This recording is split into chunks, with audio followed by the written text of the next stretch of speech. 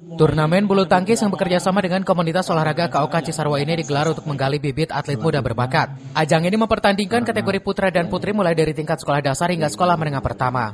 Dengan semangat olahraga diharapkan para peserta dapat menjunjung tinggi sportivitas, serta memberikan pengalaman penting bagi atlet muda dalam meningkatkan kemampuan bertanding.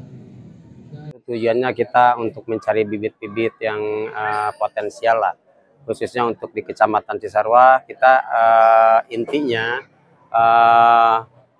mau membina anak-anak dari mulai sejak usia dini sampai ke tingkat dewasanya.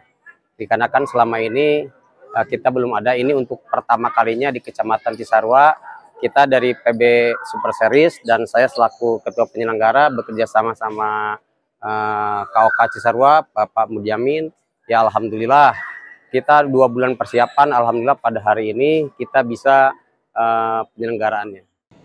Pelaksanaan turnamen bulu tangkis yang disiapkan selama 2 bulan ini berhasil menghimpun sedikitnya 170 peserta dari berbagai kecamatan.